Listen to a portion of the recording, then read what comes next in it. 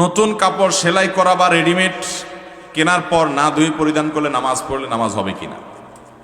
নতুন কাপড় বাজার থেকে কিনে আনছেন, এটা পরে নামাজ পড়লে নামাজ হবে? আপনাদের কি মনে হয় হবে নাকি হবে না? যারা হবে না বলতেছেন কারণ কি বলেন? নাপাক থাকতে পারে, আমি জানি না এটা কিভাবে ধুইছে টুইছে, এই তো না ভাই, এটা সঠিক না। যারা উত্তর দিয়েছেন যে নতুন কাপড় ধোয়া ছাড়া নামাজ পড়া যাবে তাদের উত্তর সঠিক। হ্যাঁ, স্বাস্থ্যগত কারণ বিবেচনা করে আপনি ধুইলেন সেটা ভিন্ন কথা, যে মার খসখসে অথবা জীবাণু থাকতে পারে ইত্যাদি ইত্যাদি, সেটা ভিন্ন বিষয়। বাট পবিত্র অপবিত্রতা যদি প্রশ্ন তোলেন তাহলে আমি বলবো একটা কাপড় বাজার থেকে কিনে আনছেন কিংবা সেলাই করে আনছেন দর্জির দোকান থেকে বা রেডিমেড কিনে আনছেন, এই কাপড় পরে আপনি ডাইরেক্ট নামাজ পড়তে পারবেন, এটা ধোয়া কোনো জরুরি না, বিশেষ করে যদি যাতে কোনো নাপাক দেখা না যায়। কারণ কোনো নাপাকের আলামত যদি না থাকে, গন্ধ নাই, নাপাক দেখা যায় না, তাহলে ওটা পাক। অহেতুক সন্দেহ করে খুঁতখুঁতের স্বভাবের কারণে ওটাকে নাপাক ধরা যাবে। আপনি যদি দেখেন যে হ্যাঁ নাপাক লেগে আছে, তাহলে যে জায়গা নাপাক লেগে আছে সেই জায়গা ধোবেন, ভিন্ন কথা। কিন্তু কে ধুইছে, কোত্থেকে ধুইছে, আদৌ ধুইছে কিনা, এটা পাক না নাপাক, যেহেতু নাপাকের কোনো আলামত নাই, অতএব এটাকে পাক ধরবেন। কথা কি বুঝাতে পারছি? বিধায় নতুন কাপড় অথবা সেলাই করে আনছেন দর্জি দোকান থেকে, সেই সমস্ত কাপড় চোপড় এগুলো আপনার সরাসরি পরা যাবে, নামাজ পড়া যাবে, কোনো অসুবিধা নেই। তবে ধুয়ে নিতে পারলে স্বাস্থ্যগত দিক থেকে নানা দিক থেকে ভালো হতে পারে, সেটা ভিন্ন বিষয়। এরপরে প্রশ্ন, আল খাবিসাতু লিল খাবিসিনা ওয়াল খাবিসুনা লিল খাবিসাত। এই আয়াতে আল্লাহ তাআলা বলেছেন যে পুত পবিত্র থাকবে, যে পুত পবিত্র থাকবে আল্লাহ তাআলা তার সহধর্মিণীকে পুত পবিত্র রাখবেন। কিন্তু কতক সময়ের বিপরীত হয়, যেমন আমার বন্ধুর ক্ষেত্রে হয়েছে। তাই এখন এই আয়াতের ব্যাখ্যা কি হবে? এই আয়াতের ব্যাখ্যা এটা চূড়ান্ত না তো ভাই, আপনাকে কে বলেছে এটা চূড়ান্ত? এই আয়াত পড়ে অনেকে ভুল বুঝে, অনেকে মনে করে আয়াতে আল্লাহ বলেছেন যে খবিস মহিলারা খবিস পুরুষদের জন্য আর ভালো মহিলারা ভালো পুরুষদের জন্য।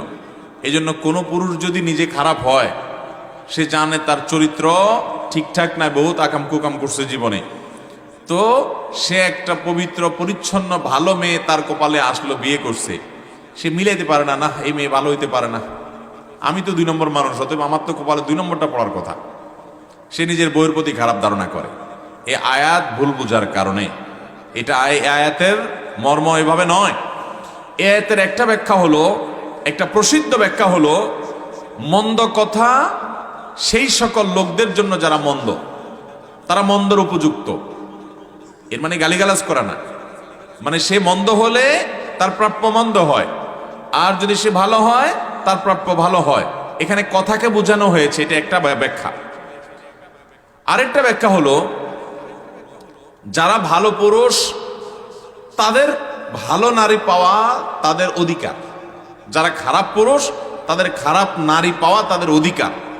এর মানে এইটা না যে যত মানুষ ভালো হয় তাদের স্ত্রীরা সব ভালো হয়, যত মানুষ খারাপ হয় তাদের স্ত্রীরা সব খারাপ হয়। আল্লাহ এখানে কোনো সংবাদ দেন নাই, এটা জাস্ট তার উপযুক্ততা বলছেন যে তুমি খারাপ, তো তোমার খারাপই পাওয়ার হক এবং ওইটাই তোমার পাওয়া উচিত।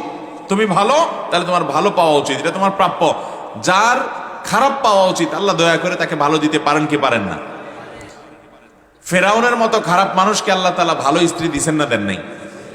আবার আল্লাহ নবী লূত আলাইহিস সালাম এবং নূহ আলাইহিস সালাম, আল্লাহর 2 জন নবী নেককার বান্দা, তাদের 2 জনকে 2 জন স্ত্রী দিয়েছেন যে স্ত্রীরা তাদের প্রতি ঈমান আনেন নাই। তাহলে অমুসলিম, আল্লাহর প্রতি ঈমান নাই, সেই কুফরি করা মানুষগুলোকে নবীর ঘরে আল্লাহ স্ত্রী হিসাবে দিয়েছেন। তাহলে ভালো মানুষে আল্লাহ তাআলা খারাপ মানুষ দিয়েছেন না, দেন নাই?